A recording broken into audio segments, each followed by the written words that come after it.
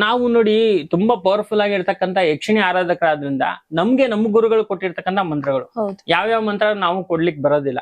ನಮಗೆ ಏನು ನಮ್ಮ ಹಿಂದಿನ ಗುರುಗಳು ಕೊಟ್ಟಿದ್ದಾರೆ ಅಂತಹ ಒಂದು ಮಂತ್ರವನ್ನ ನಾವು ಸಿದ್ಧಿ ಮಾಡಿಕೊಂಡಿರ್ತಕ್ಕಂಥ ಮಂತ್ರವನ್ನ ನಮ್ಗೆ ನಮ್ಮಲ್ಲಿ ಯಾರು ಬರ್ತಾರೋ ಅವರಿಗೆಲ್ಲ ನಾವು ದೀಕ್ಷೆನ ಕೊಟ್ಟಿದೀವಿ.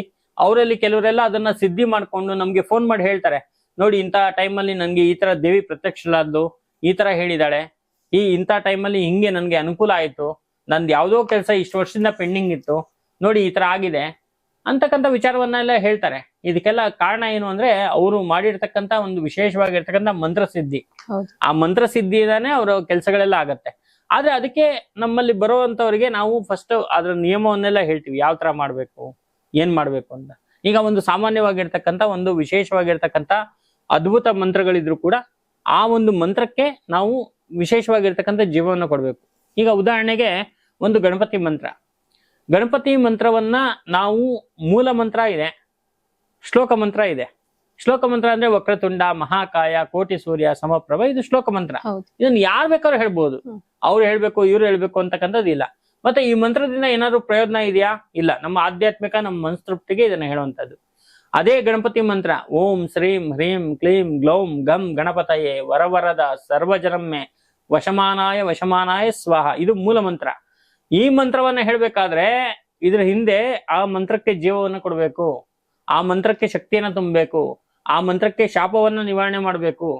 ಇದೆಲ್ಲವೂ ಮಾಡಿದಾಗ ಮಂತ್ರ ತುಂಬಾ ಚೆನ್ನಾಗಿ ವರ್ಕ್ ಆಗತ್ತೆ ಅಂತಕ್ಕಂಥ ವಿಚಾರವನ್ನ ಹೇಳ್ಬೋದು.